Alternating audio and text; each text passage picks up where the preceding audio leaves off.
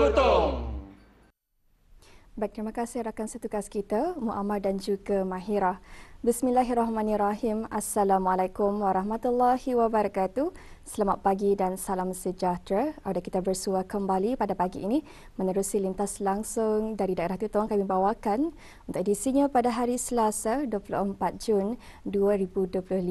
Jadi untuk pertemuan kita pada kali ini ingin dikongsikan terlebih dahulu di mana cuaca di sekitar daerah Tutong alhamdulillah cerah dan juga sangat mengizinkan pada hari ini. Jadi diharapkan semoga apapun perancangan anda hari ini akan dipermudahkan dan juga akan dapat berjalan dengan lancar. Berada seperti biasa dalam pertemuan kita untuk kali ini akan dikongsikan terlebih dahulu satu info semasa di mana pada esok 25 Jun 2025 akan berlaku kerja-kerja penyucian tangki air Bukit Durian yang akan melibatkan di sebahagian daripada Kampung Bukit Panggal, Kampung Luagan Duduk, Kampung Maraburung dan juga kawasan Batu 18 yang akan bermula pada jam 8.30 pagi sehingga kerja-kerja selesai. Jadi ada sebahagian kawasan yang terlibat berkemungkinan akan mengalami tekanan air rendah terutama di kawasan tanah tinggi. Jadi untuk sebarang permohonan pembekalan air tanker, anda bolehlah menghubungi ke talian Darussalam 123. Dan itulah antara satu info semasa untuk hari ini dan seterusnya kita akan ikuti bahan visual yang telah pun disediakan untuk pagi ini. Untuk itu mari kita saksikan bersama.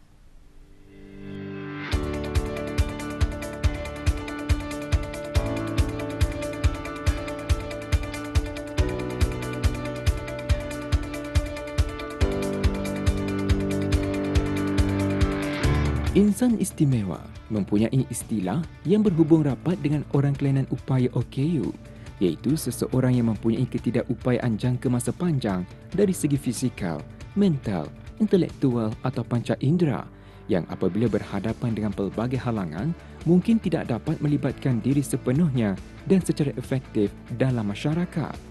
Golongan OKU juga adalah sebahagian daripada masyarakat kita dan oleh itu mereka juga berhak untuk dipeduli, dikasihi, dihargai dan tidak disisihkan oleh masyarakat agar mereka dapat menjalani dan meneruskan kehidupan ini dengan lebih baik dan lebih sejahtera.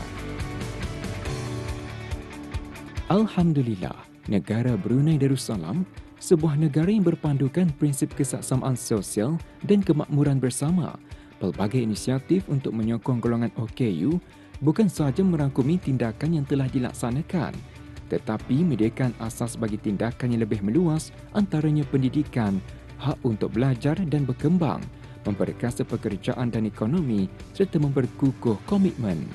Hal ini antara lain dapat dilihat melalui penubuhan institusi buat golongan tersebut seperti Pusat Bahagia Tutong di bawah Jabatan Pembangunan Masyarakat Japim, Kementerian Kebudayaan Belia dan Sukan. Pusat berkenaan bertanggungjawab dalam memberikan pendidikan dan latihan kemahiran kepada pelatih OKU bagi membantu golongan ini menjalani kehidupan yang lebih bermakna dan produktif selain turut menyediakan sokongan dan perkhidmatan kepada individu dengan keperluan khas termasuk orang-orang dengan kecacatan fizikal atau intelektual. Melalui latihan kemahiran dan keusahawanan jahitan yang dikhususkan bagi pelatih industri dan latihan industri Pusat Bahagia Tutong, salah satu program latihan yang disediakan di pusat berkenaan telah banyak mengajar para pelatih kemahiran menjahit sama ada secara tradisional atau menggunakan mesin jahit. Selain juga diperkenalkan dengan peralatan-peralatan yang digunakan dalam asas jahitan.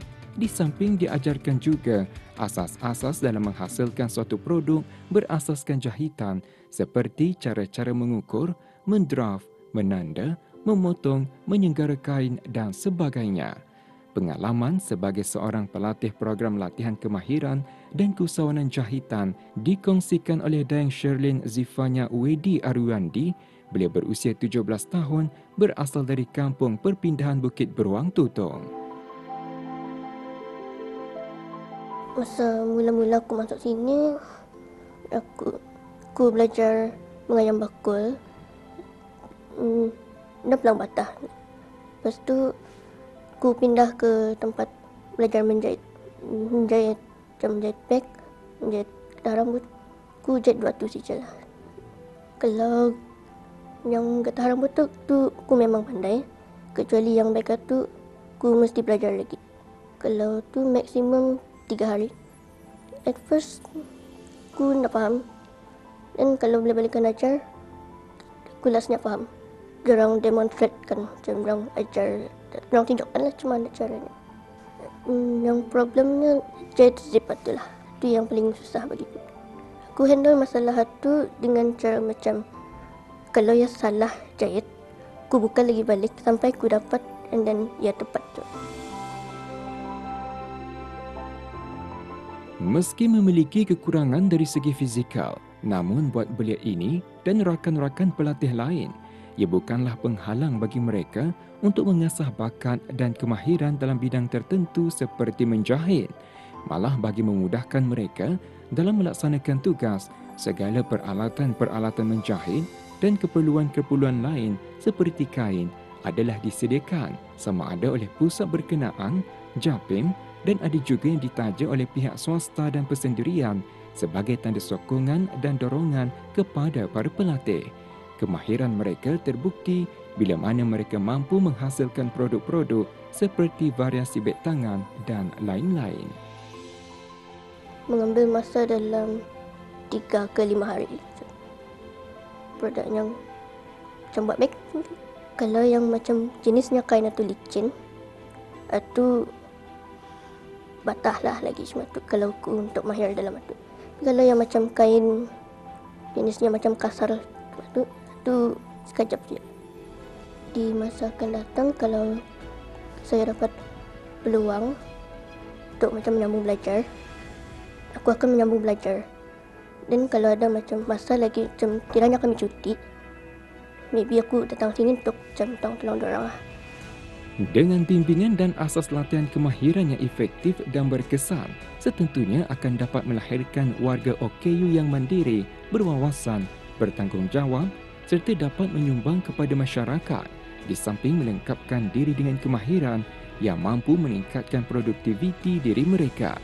Golongan tersebut juga memainkan peranan penting dalam mewujudkan dunia lebih inklusif dan mampan untuk semua, yang turut menekankan akan kepentingan golongan tersebut dalam menyumbang kepada pembangunan negara. Hal ini setentunya dapat mempengaruhi kesejahteraan kehidupan mereka khasnya dan masyarakat sekeliling amnya.